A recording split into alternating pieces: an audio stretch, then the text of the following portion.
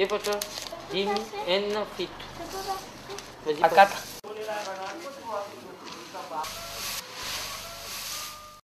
Je travaille de la Fiat depuis 48 ans, ici à Bessalampi.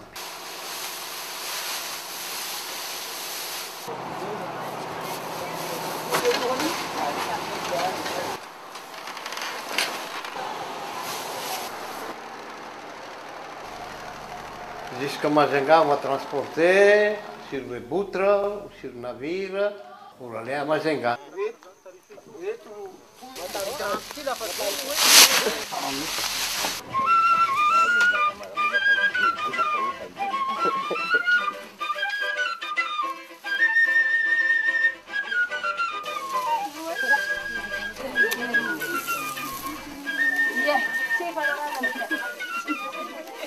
La fibre découpée en lanières et roulée peut maintenant être tissée.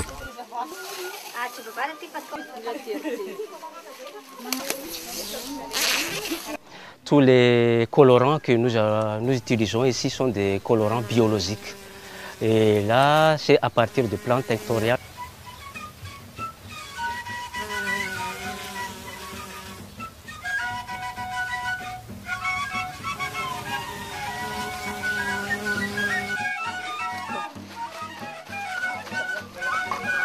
Toutes les femmes du village font partie de l'association.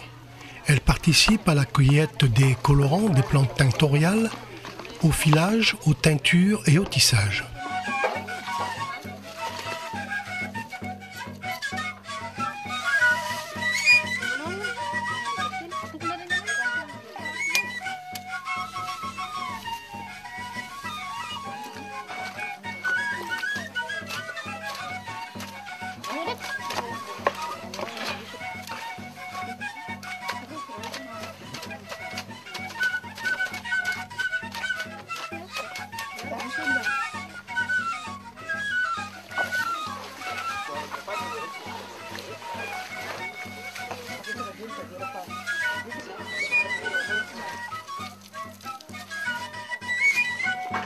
Nous travaillons avec deux associations dans la zone périphérique du parc. Le premier, dans le village d'Apumblav. Et ici, l'association des femmes dans Darmandiv que nous venons de voir actuellement.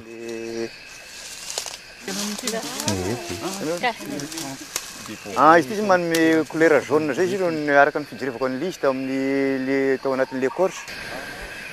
Nous avons pu distinguer avec l'appui du parc, des botanistes du parc zoologique de Timbazaz, nous avons pu identifier pas mal de nombre de plantes tinctoriales.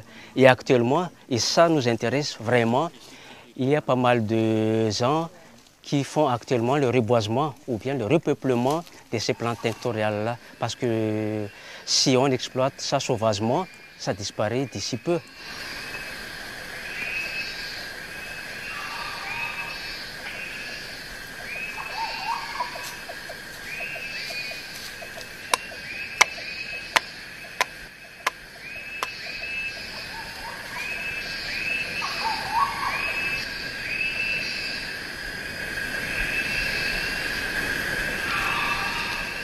Dans ce projet, avec l'appui toujours de Femmes Entrepreneurs Mahadjank, nous n'hésitons pas donc de financer ce projet. Par exemple, vous voyez derrière moi les outils de tissage, tout ça vient de l'Angap. Zahay zao olo farany olo ny tafy an'ity niavy ny girigy tsy mbony tsy nisy karany fa girigy io ro taminay taty nanday lamba vositsy raiky 20 vidy.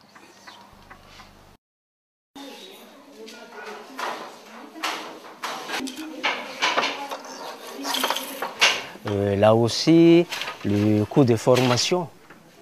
Là, c'est l'ANGAP finance tout ça. Dès qu'il y a une association qui veut travailler avec l'ANGAP, toujours dans l'esprit gestion des ressources naturelles, le parc national Madagascar est toujours prêt à financer ce type de micro-projet.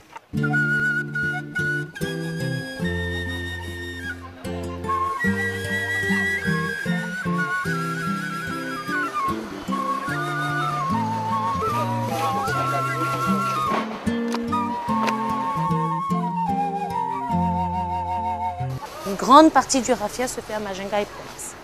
Dans tout Madagascar, il y a environ 3000 tonnes de raffia.